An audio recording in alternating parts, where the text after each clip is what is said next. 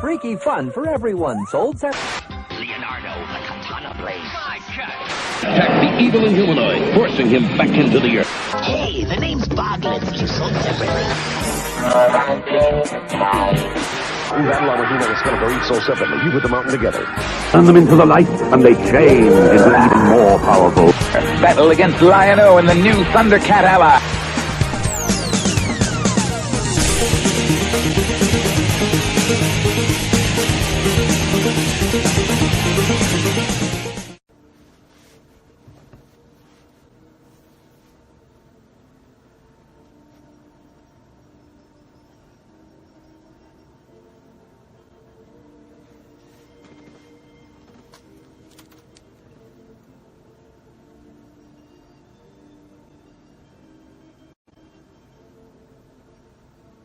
What up, Dano? What's going on? What's happening, guys? Welcome to the Waffle Mafia podcast. This is number 21, guys. We're old enough to drink, so little pause for the cause for what you think. What's up, JD Gibbs? The Candy Man can. He cometh, my friend. What's happening, Artemis Prime? Feeling the tie tonight, baby. I figured we'd class it up, but ain't nothing but class and ass in here, and we're on shortage of one.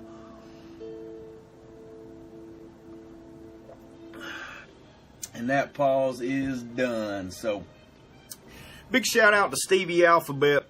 There's that beautiful Waffle Mafia mug. So anybody who's listening at a later date, listening in your car, listening later on, what I'm showing is this beautiful Waffle Mafia mug. It was sent to me by Steve Magnus, also known as Stevie Alphabet. I appreciate it, good sir.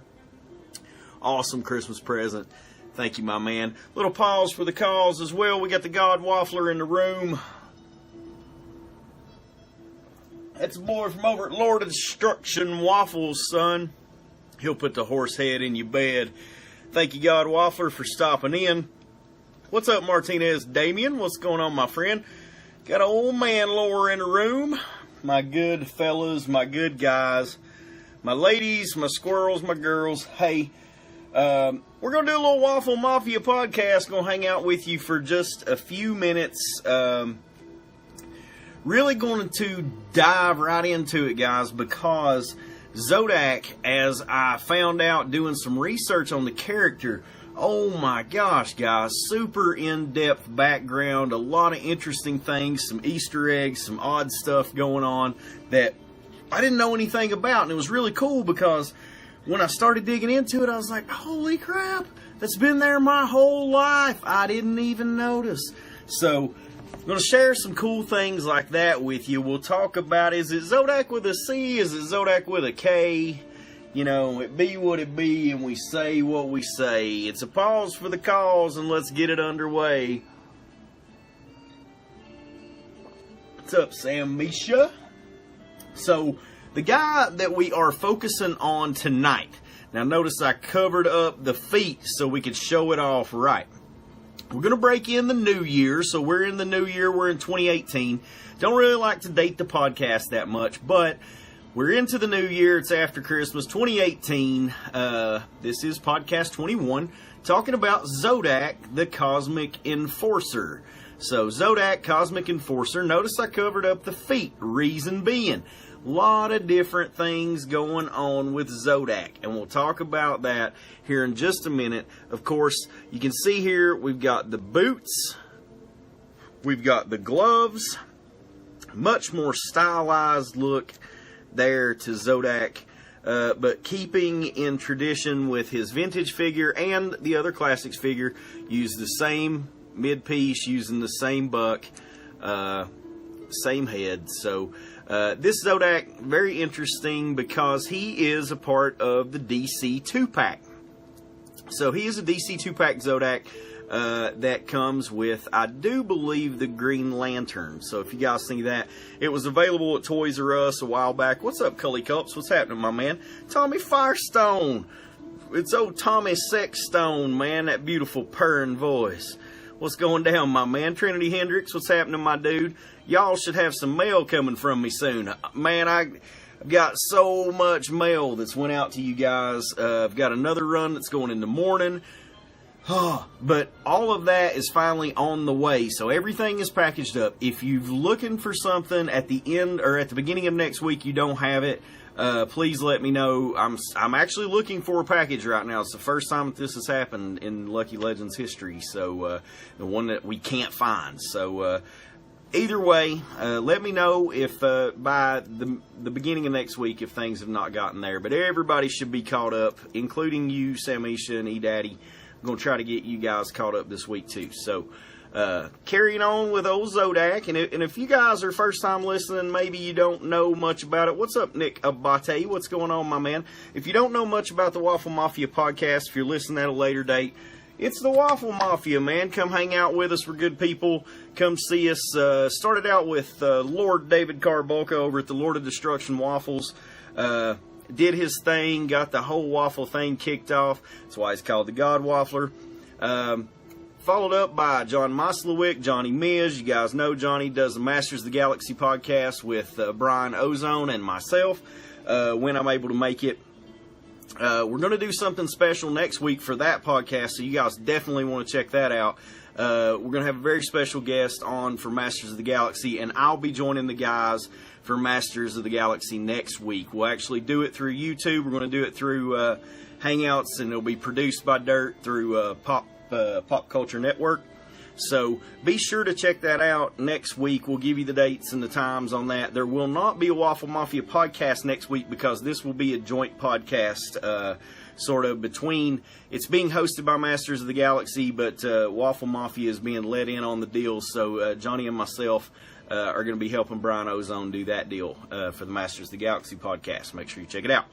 Martinez, my first podcast. Welcome in, my dude. So one thing, Martinez, you don't know, and if you guys are listening at a later date, what we normally do is does Zodak bust fat rhymes. Of course he does, man, all the times.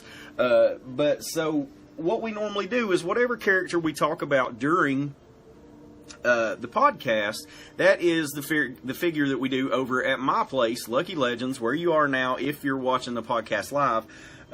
So we do Thirsty Thursday, and when we do Thirsty Thursday, it's a bit of a giveaway, it's a bit of a hangout, it's a bit of a thing that we do. We say a stupid rhyme or two. So let's have a little pause for the calls. And let's get it in. Hey, there's O Honesty, my friend. So O Honesty Cook, the truth and the way. A shout out to you, I say. So we're talking about Zodak again. Whatever character we talk about for the podcast, we typically do that for Thirsty Thursday. And I like to talk about other things that we're going to do within the group for the week. So if you're not a part of the group, please come join. Please come jump in. Good fun, good people. It's all about community. It's about the brotherhood. It's about sharing the love for Masters. Lucky Legends is Masters only. There are a lot of pages that aren't. But there's a lot of pages within the show of the Waffle Mafia. So there's also the Great Unboxing. There's La Wheel, which also does wheels down in Puerto Rico. So we're thinking about our boy Joito Josue.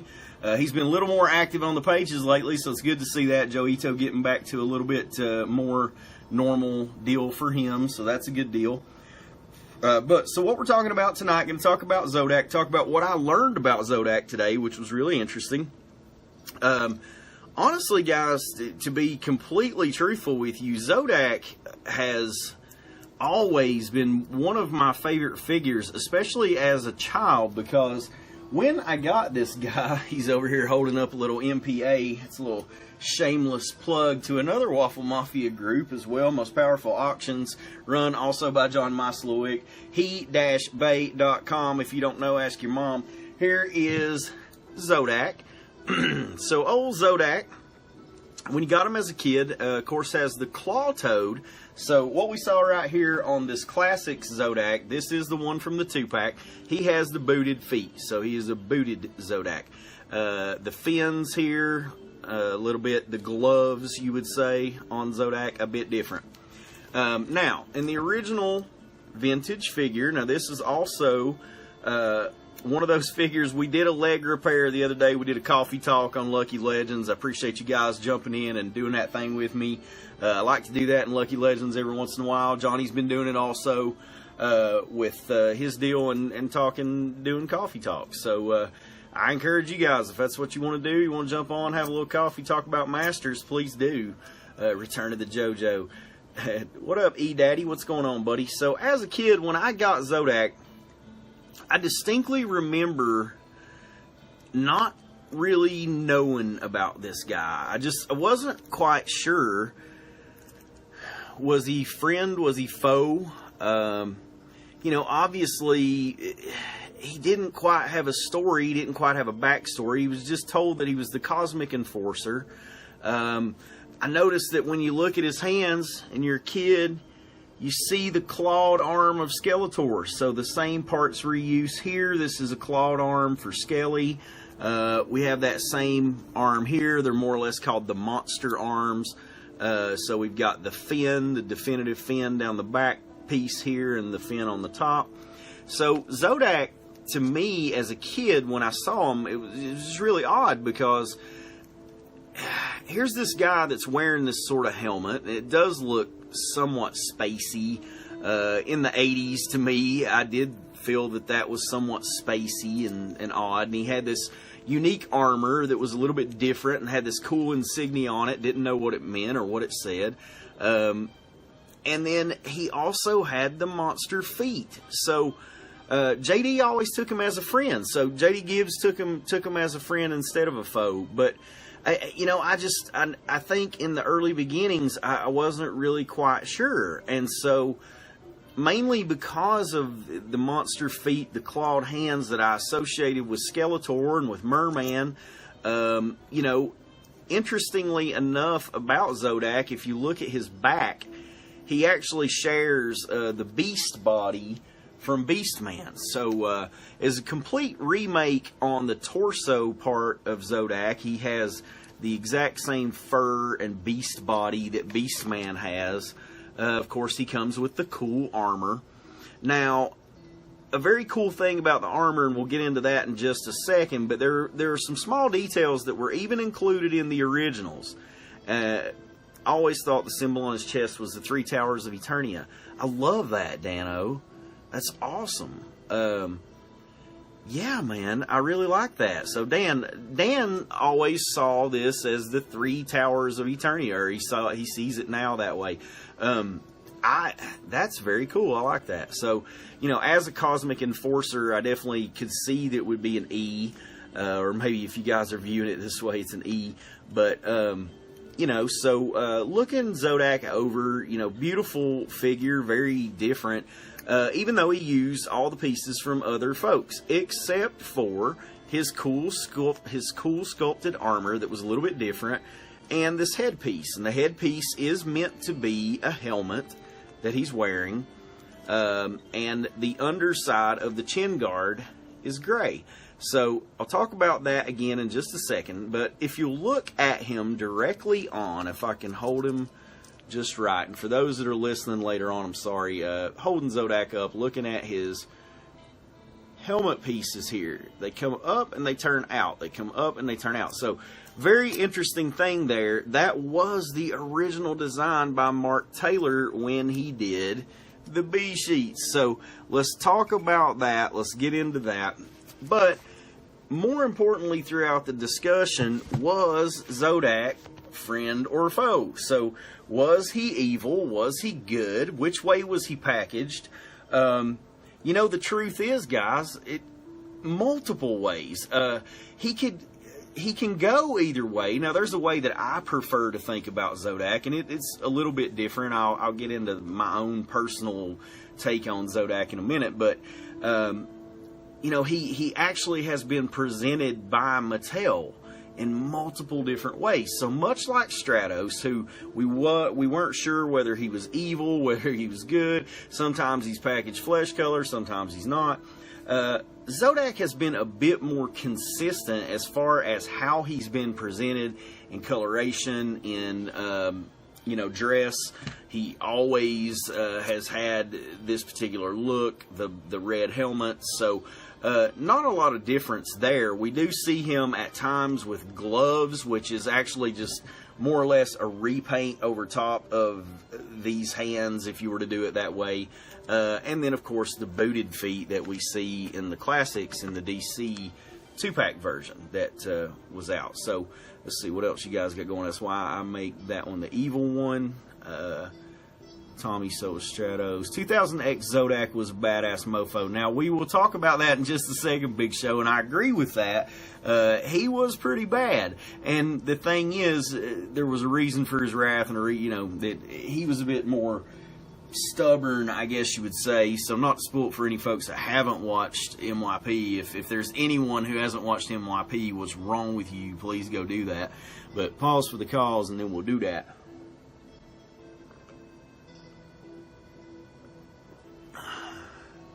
I like it. Cosmic Enforcers were like the Green Lantern Corps that Zodak was tasked with Eternia, but always had backup like the Corps. Oh no. Well, at least it wasn't open, yo. So, let's see. There's one too many falls, you know what I'm saying? You get the calls and then playing, so let's... Oh, good Lord, man. Look at that head. Ain't nothing wrong with a little head. So, let's keep moving, man. Now, so interestingly enough, let's take it all the way back. So where did this origin start with Zodak? Where did this whole thing begin about is he good, is he evil? Why did people feel one way or the other? Why did they think that maybe he was evil? When he was originally introduced, and like Eric Glenn just said, the old neutral Cosmic Enforcer, it was the idea that maybe he was neutral and he didn't do anything. Just balancing the scales of good and evil.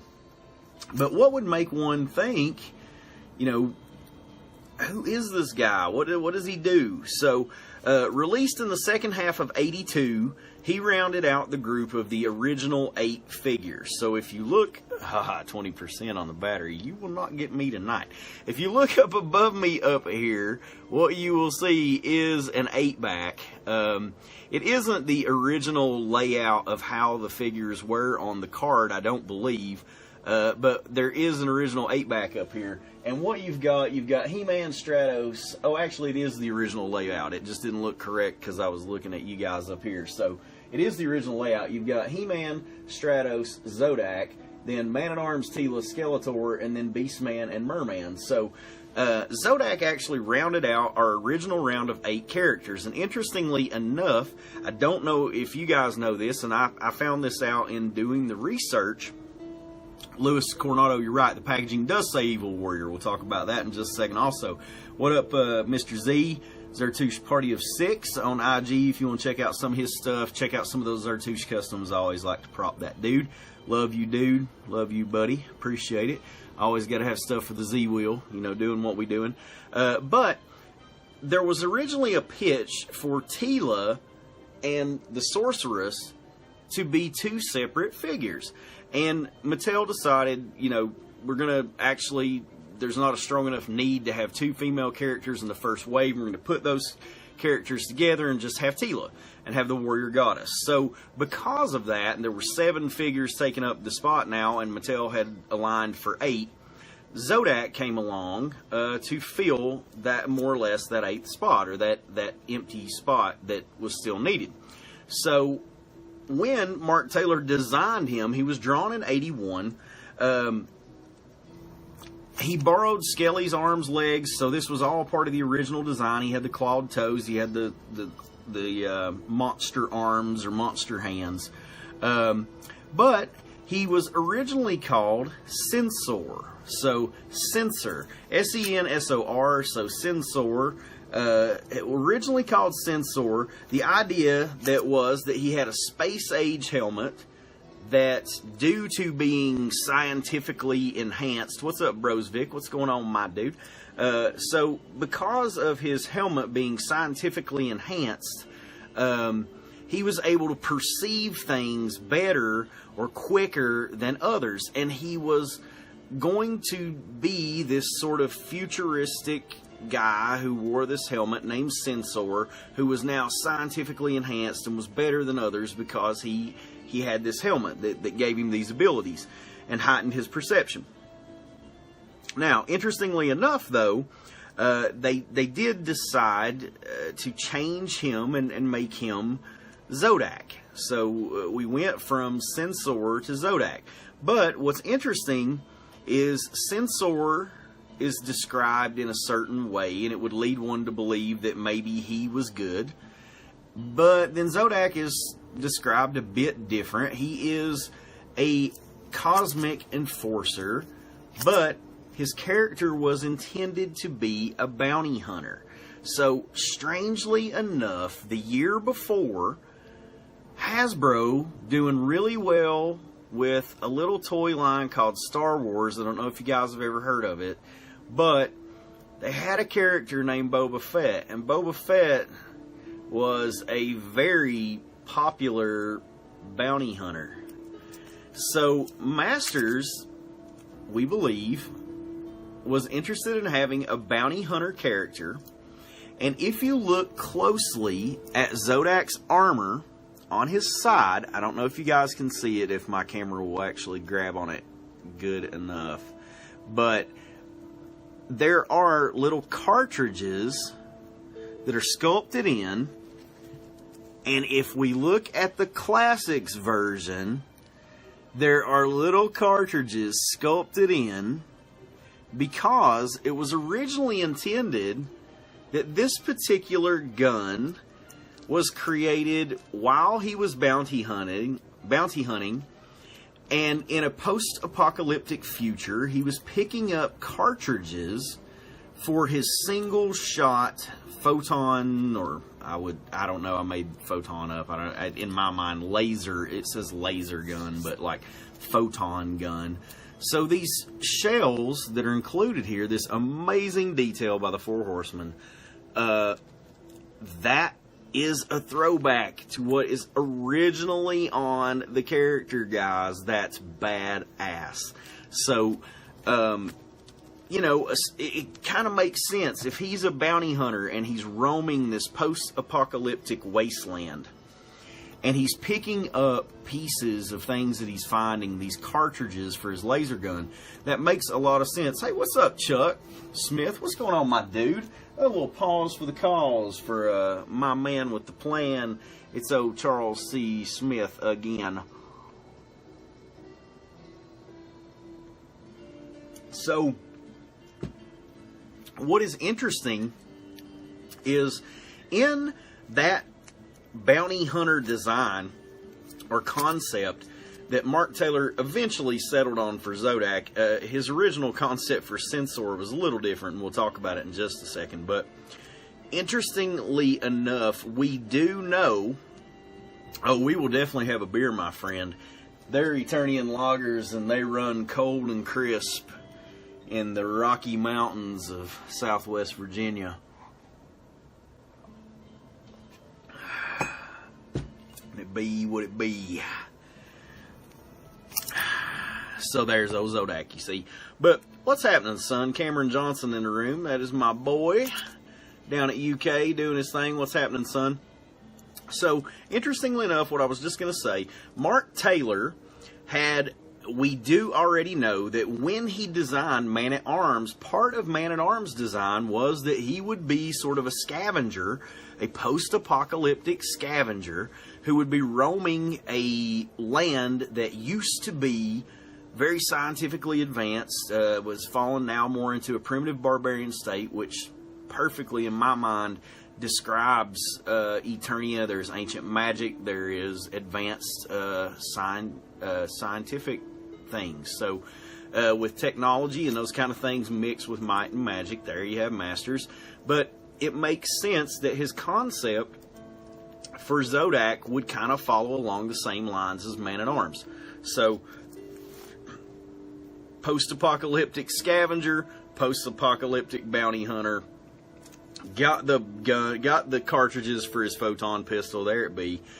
So that was an interesting thing to learn about Zodak, you see. So very cool about Zodak. Moving on, his cross-cell artwork is a little bit different. It's a lot like the cross-cell artwork that you see. It's a bit more stylized, like the one for Skeletor that we see up on the 8-back.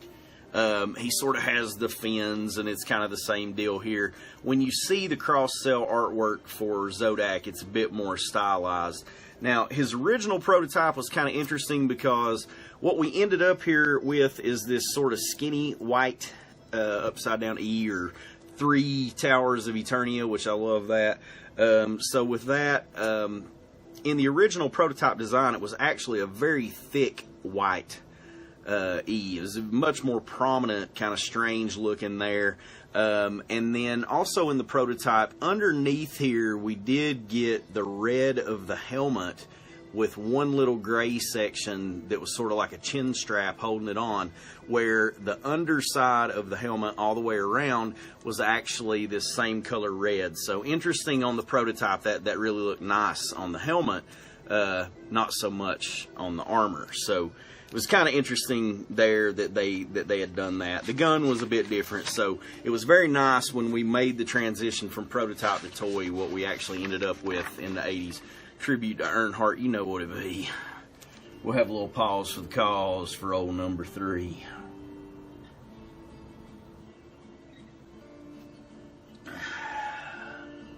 And then one for little E.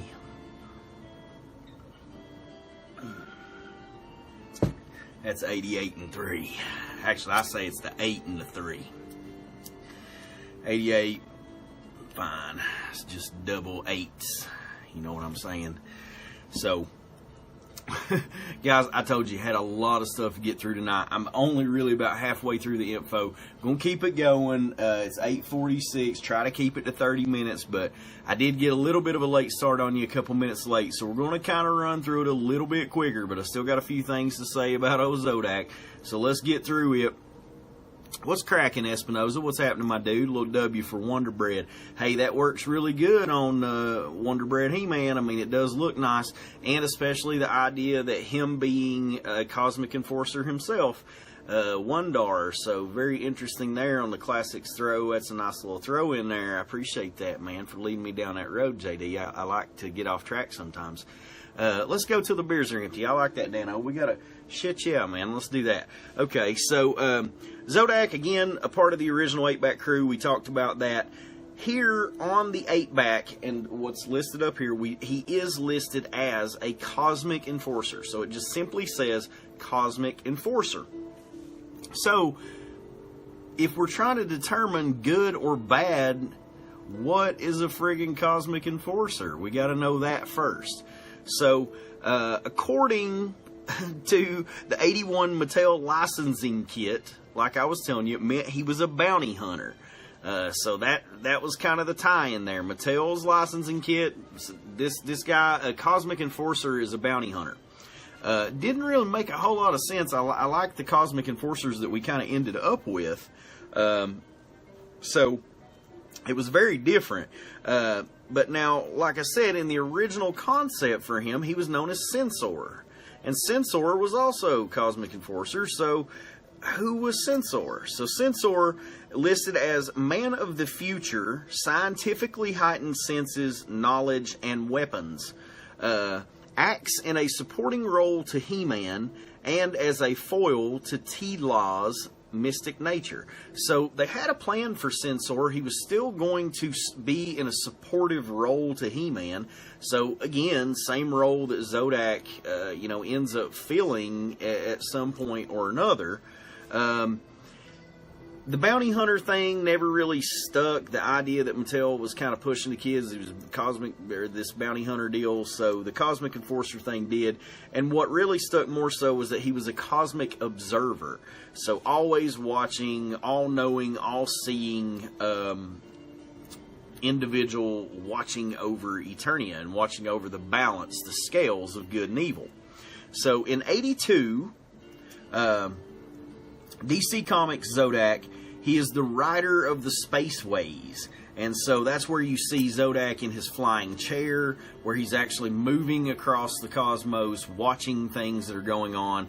And that concept of a Cosmic Enforcer makes a lot more sense, because he's traveling the cosmos and making sure that the rules of the cosmos are being enforced.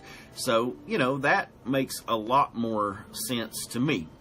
I agree with you, Brosvik. I really think that this is probably, and you guys probably chew me up for this, but I really do feel like Zodak is one of the most underrated figures of this entire line, just because of the backstory that he's given and the tiny little details and the things that make Zodak who he is. So we're going to kind of get a little bit further through that. He was pretty much neutral. He didn't actually intervene unless things just particularly got out of hand, or Skeletor had an upper hand. Something was happening where he more or less had to tip the scales of good and evil and make sure that they stay balanced. Maybe I'm missing something, but weren't the Enforcers mainly around to fight the Horde? We're going to get there as well, Alphabet, so thank you very much for that, because that is also in a later telling in why the Enforcers were around. 2000X really let him shine. I agree with that as well. I always thought the Grayskull throne was close to his chair. Interesting fact, D-Lo. I was actually right close to it. I think I got a note here. Yeah, in that 80... It was actually on what we were talking about, dude. You're right on point. In the 82 DC Comics, Zodak was known as a rider of the spaceways. Flew through space in a flying chair. In this case, it was the throne from Grayskull. So in the 82 DC Comics, it was the throne from Grayskull that he was actually flying around on. In Fate is the Killer, he describes himself as neither good nor evil. So he's actually saying and describing himself as a person, I am neither good nor evil. In 83, Sword of Skeletor Golden Book, he's described as a wizard, and we do see a scene where he's like blasting from his hand down some kind of magical whatever, but some kind of magical burst, Case of the Dragon Walker. I don't know what it is, but looks magic-y and shit. But so he's blasting that down, and he's described, it says the wizard Zodak. So I don't know. The writers, man, were just having a heyday with some of that Golden Book stuff, and oh,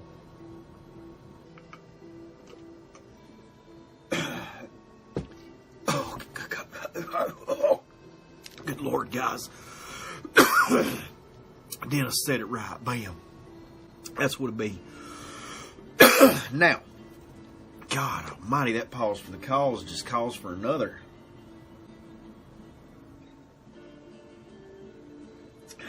Kiss your sister and smack your brother. Alright.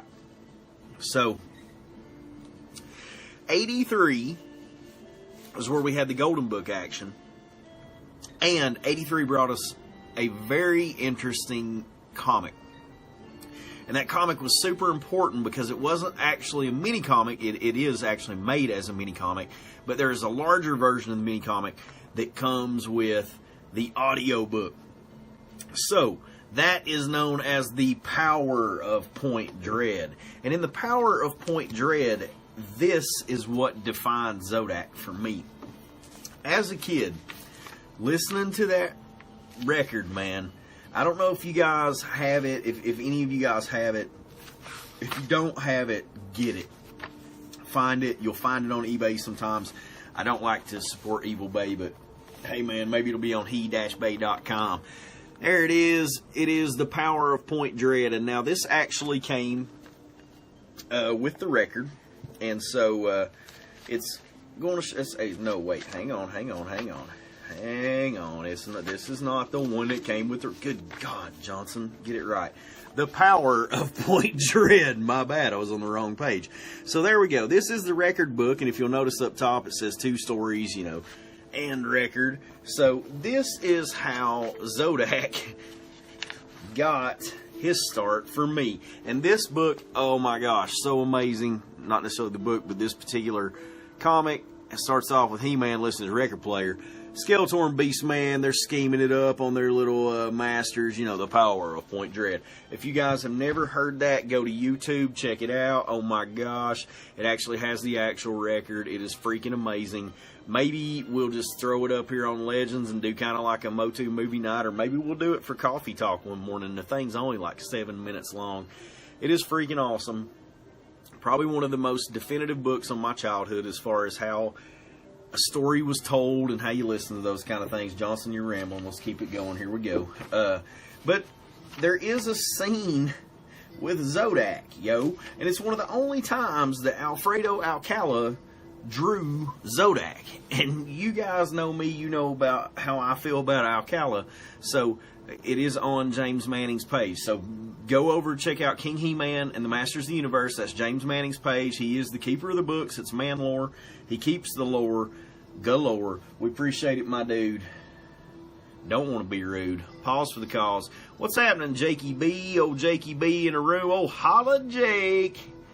And I'll have a pause for the cause for a good buddy's sake.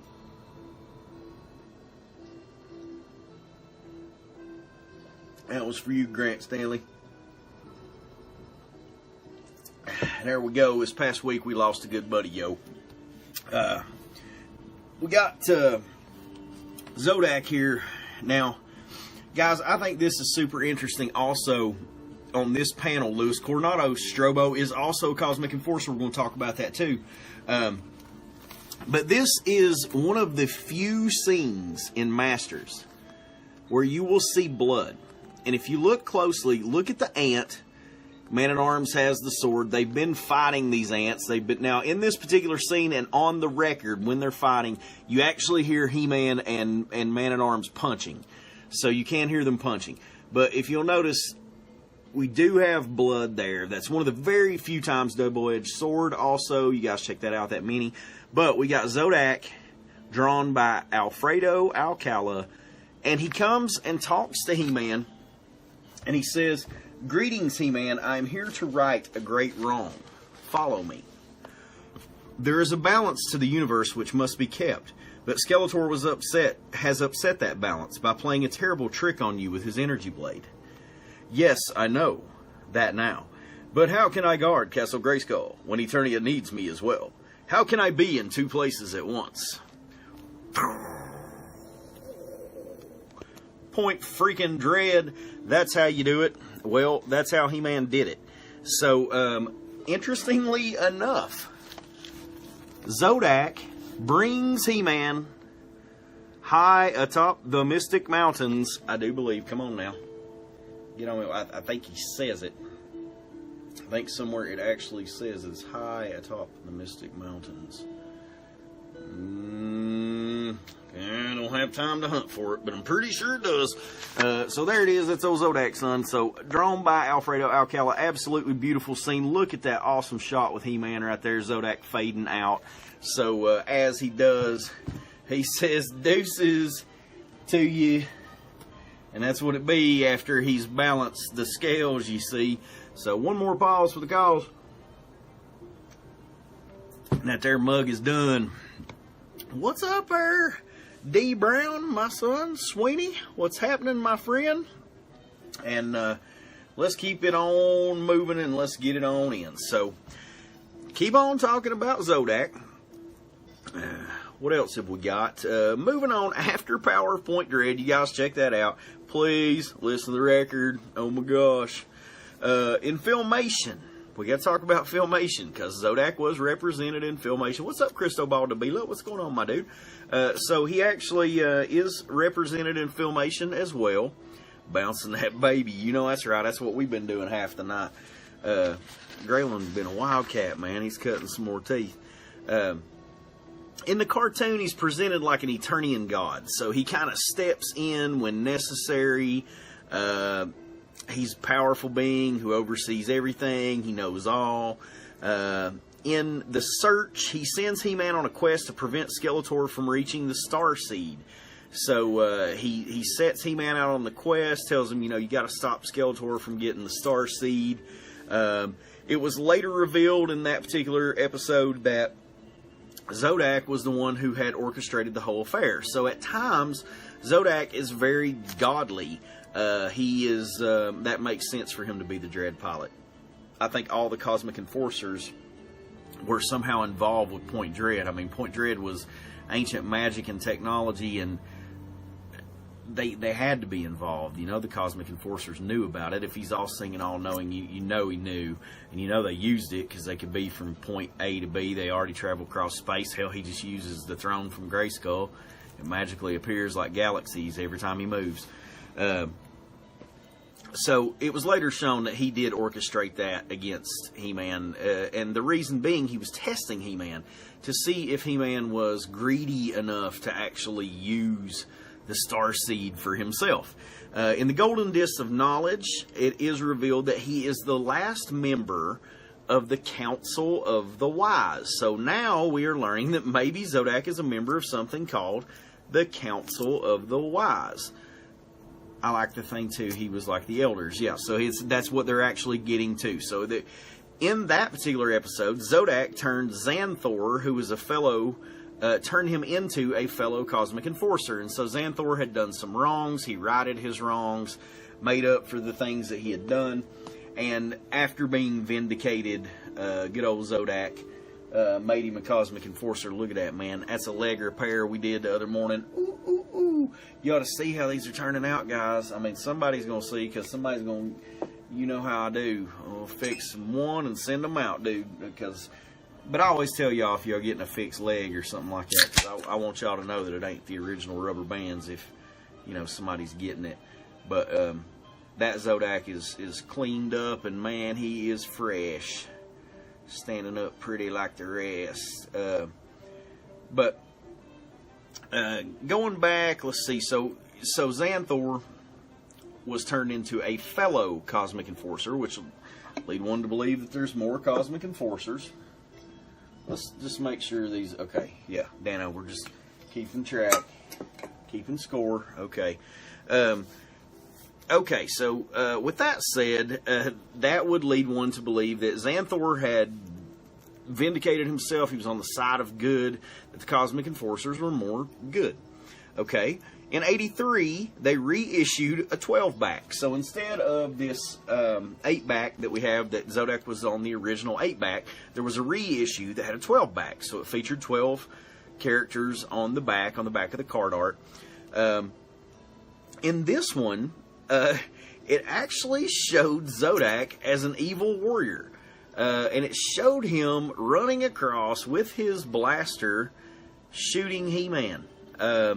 So very strange. This was Errol McCarthy's artwork, that beautiful artwork by Errol McCarthy, and there he is blasting at He-Man.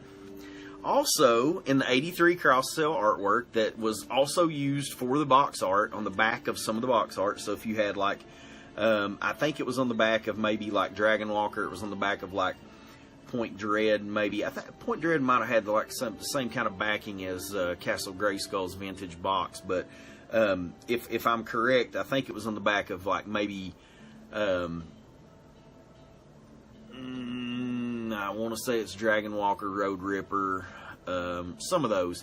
But anyway, that cross-sell art actually it is branded on there that Zodak is an evil Cosmic Enforcer. So, gosh, man, we never really truly defined what an evil, or I mean, what a Cosmic Enforcer was, and now he's an evil Cosmic Enforcer. Are there good ones and bad ones? We don't really know. Now, also in your yellow, pause for the cause for Johnson's tongue.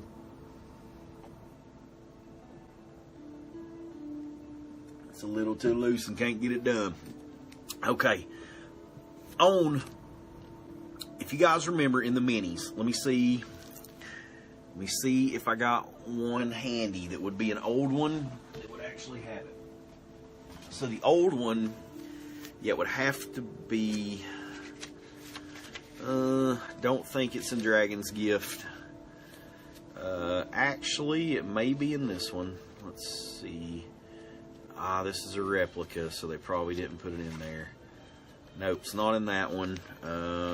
We only got a couple other shots, guys. Maybe in He-Man and the Insect People. Let's give that a shot. Don't think so because it has battle armor on the back. So, anyway, what I'm driving at,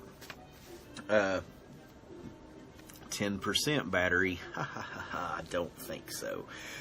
On that yellow scroll that's in, it's actually in the middle of the book, and when you fold it out, in one of the minis, and it folds out, and it's got a yellow, like, sort of scroll thing, and there's a left side and a right side, and it's got evil warriors and heroic warriors.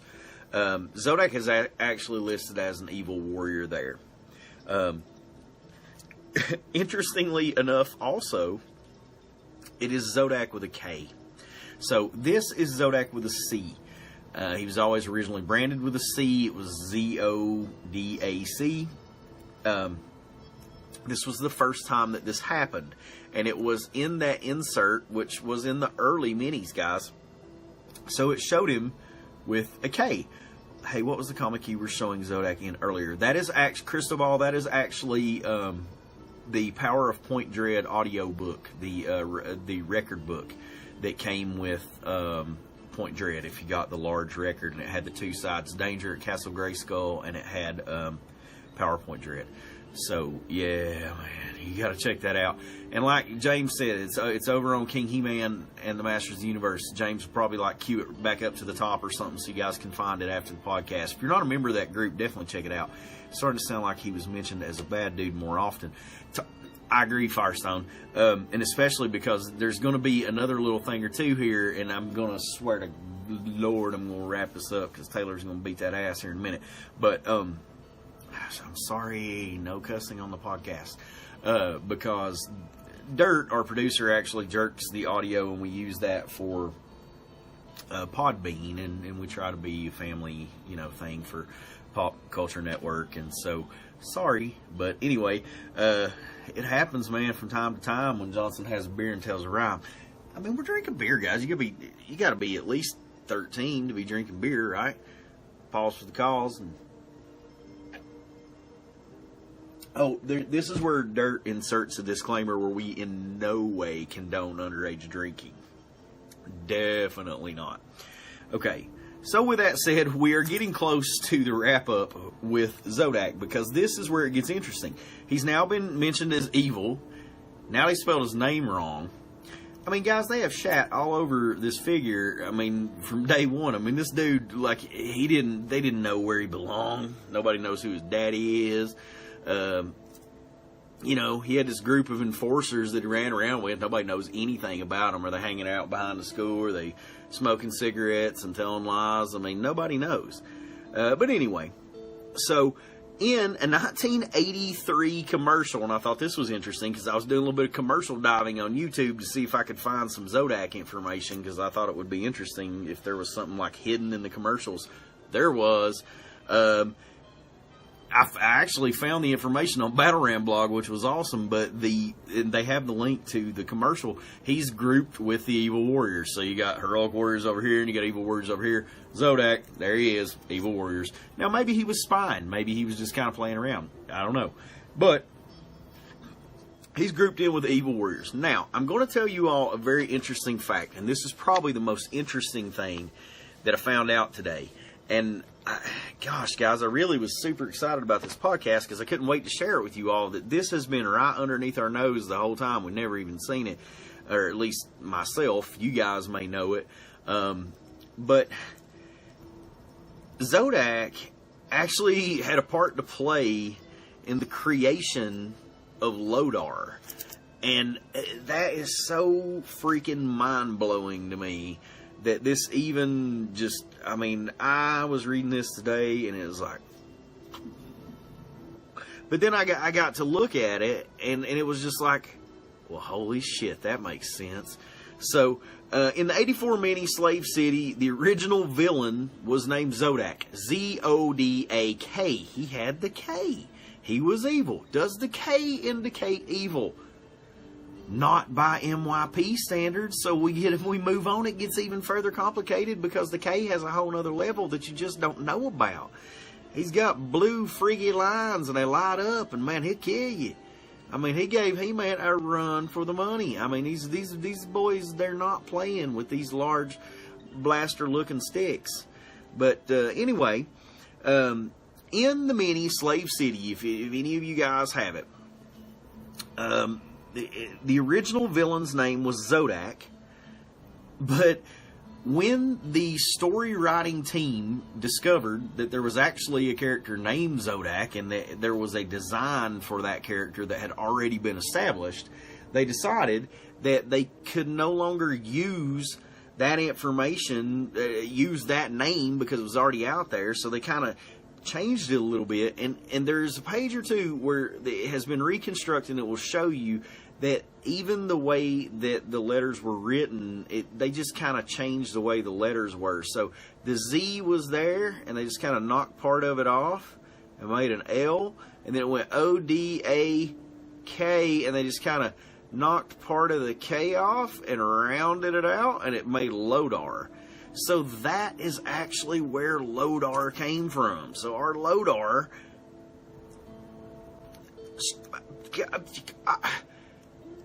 Zodac's his daddy. Who knew that? But he's coming from Super 7, so that's cool. I mean, there's Lodars out there, man. They're coming, right? We're going to get them. We're going to waffle them all night. You know what I'm saying? Appreciate you guys hanging with me. It's getting close. I got to shut this thing down. Mama is about to bust my brow, I guarantee it. Let me get one more little pause for the call. We go till the beer's gone. That's what Dano said, babe. But, babe, Dano said we're going till the beers were gone. You can't not go till the beers are gone. I mean, if Dano said, he had his shirt off, babe. He had his shirt off. His tattoos were out and stuff. And my tattoos were out, and we were drinking beers. You just couldn't quit. You just can't quit like that. Okay, so moving on. Let's keep it going on. In 86, Ladybird books. If you guys know those Ladybird books, we gave away a bunch of them Ladybird books at one point in time. Them bastages was awesome. So we did the Ladybird books. And in one of them, and I know that we did this book. This is why it was really interesting to me. But in Asteroid of Doom, He-Man and the Asteroid of Doom, Zodak is described as one of Skeletor's flunkies. So he was Skeletor's evil flunky. I just thought that was awesome that he was at Skeletor's command in that particular book. So in that case, would he be evil? Yes. So what is that about? 5 votes for evil, 1 for good. Now there was some cross-sell artwork. He was presented as good. There was some coloring books. He was also presented as good. So maybe that's like strike for good. So maybe we're like 4 to 5 good and evil right now. In the William George poster, he's grouped with the Evil Warriors. Gosh, imagine that. So that's 6 for the Evil Warriors.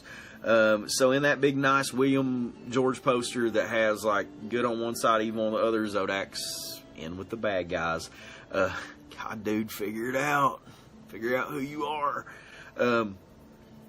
In the puzzle artwork, I don't know if you guys remember, just not too long ago, we did a double down and we gave away, at Lucky Legends, we gave away for the double down a nice, Jesus Johnson, 300-piece puzzle. Jakey B won it. I know, because I was pissed. I didn't want to give it away. I was going to be mad at whoever got it. But so Jakey B got it. I will give you this update. Jakey B messaged me and told me, and we talked about it. He put that whole puzzle together, and it was missing 2 pieces. Oh my God. Do you know how angry? Jakey B, I'm glad you weren't upset about that, man. But I didn't know. I mean, hell, we just got it. And, you know, Lucky Legends, everything I get, man, I give to you guys. And I try to make sure I give y'all good stuff. And I try to make sure that nothing's wrong with anything that I send you all. Or if it is, I get you something else or whatever. But, so Jakey B puts that whole thing together. 2 pieces. Damn. But on that particular puzzle, shows Manny Faces in Castle Grayskull shooting Zodak. Obviously was a bad guy. Manny Faces, what are you doing in Grayskull? That was my next question. Okay, so moving on, and we're going to finish this sucker up. Classics, Zodak Zur was a member of the Council of Elders in the service of King Grayskull. So Zodak Zur, he was actually Zodak Zur, he was in the service of King Grayskull. Until his death, Zodak remained human, and he left Eternia with Kar-Tor. Kar-Tor is actually the one who later on becomes Zodak with a K. So it was his apprentice. So very interesting there that they tied in the story with Classics, that there was a Zodak Zur and there was also Kar-Tor who was his apprentice. He became a cosmic enforcer for the Overlords, which is very interesting. And after the second Ultimate Battleground, he was assassinated.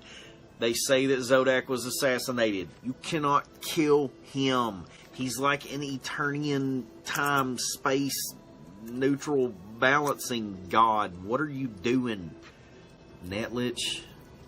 Or, okay, I'm not going to blame a person or whatever. Whoever wrote that. But you don't be killing my Zodak, okay? Crack is whack. Killing Zodak is whack.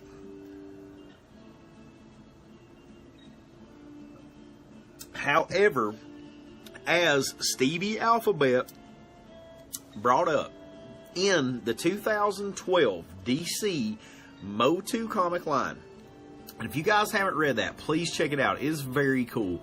There is about 15 to 18 comics kind of revving up before Eternity War. There's a little bit of continuity issues with some things, but for the most part, it's pretty cool. Check it out. There's a little one-off that involves Hordak, and that one with Hordak explains this whole mystery of the Cosmic Enforcers, and that at one point in time they were over 1 million strong, but they've been having a battle with the Horde all across the galaxy for many millennium. So there's where your Cosmic Enforcers came from. That's how they're portrayed in that particular spinoff. Zodak had a part to play, and he plays a little bit further even into Eternity War. So as it ramps up and goes into Eternity War, which, guys, I know some of you are fans, some of you aren't, isn't Kar-Tor Horde Prime and Hector Hordak correct? Also Stevie Mags. So that is even deeper into the story. And the interesting part of that is you have to get into that Hordak spinoff really to get that piece of information. However, it does tie into some old stuff with Horde Prime in the newspaper strips. So guys, we have a massive, massive universe that we love. There are so many stories and so many things and so many different pieces of this Eternia that have never been fleshed out. And guys, we have to keep Masters moving into the future, and we always have to keep this property alive. And we can't do that when we're bickering and infighting with each other and doing all that crap. So let's just keep community, family, friends, love, toys, whatever that madness is. Johnny, I love you. Guys, let's just be the Waffle Mafia. Let's be a family and let's have fun. Let's enjoy our toys and talk about the good times and how we enjoyed them when we were kids. So as I would like to sum this podcast up, this has been Zodak, and we're going to do him tomorrow night for Thirsty Thursday, if that's alright. And Dano said we're going to do it till the beer's gone, and this one's close and it won't be long. But before I do that, do you still have Adam the Enforcer? I do not, because he was a part of the New Year's lot. We went crazy. I gave away a bunch of stuff for New Year's. So New Year's Eve, we did the thing, gosh, guys, I don't even remember it. I'm sorry. But all that stuff's shipping, so y'all have it underway, and that stuff will be coming to, in the next couple of days. But one last thing that I was going to tell you, Carmen, absolutely, my friend, and that's what it be. And I got some other stickers coming too that I just cannot even wait to show you. Oh, Wily Cat, you've outdone yourself, my man. So we've got some new stickers coming, and they're better than hashtag Sweet Baby Merman. But one thing I want to tell you, because here's what we're going to do for Saturday night. I got 9 people that's been in for the fight. I appreciate you guys hanging around and doing this podcast with me. But Syrupy Saturday. Let's talk about this. Oh, we're going to get it on. Because we're going to get a Roton going. We have yet to do a Roton. And thanks to that sale, there's going to be one for Lucky Legends as well. Now, I bought this Roton for me. And I ain't going to lie to you guys. I couldn't do it. I was like, I haven't given it away to the group yet. And I really don't do that. I like to get you guys first. And so, because we got the sale and because that happened, I mean, I'm serious, guys. You guys know, we give away enough things during the Waffles that I think you guys can do the math and realize that it was definitely not something that I make money on. It's not something, you know, that we are cleaning up on when we do these Waffles. So, really, anything that I make, and it has always been that way, guys, I put it into getting cooler or more stuff for you guys. So, I appreciate you guys. We're almost 2 years strong in doing this thing. And we're a family, and we're a brand, and we're a thing. And there's not much they can do to shut us down. And we'll do what we want, and we'll clown when we clown. So pause for the cause, and I appreciate it, y'all. It's been podcast number 21. I'm going to turn the music up and drink this beer, son. Because Dano said, wasn't over till it's done.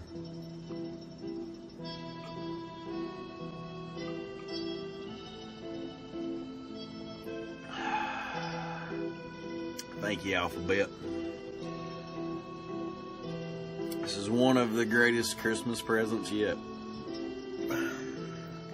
Because it suits my face. And that suits my dude. It's eBay.com, baby. Don't be rude. Let's finish this beer. Let's get it in. And I'll go in here and take a whipping from Mama again.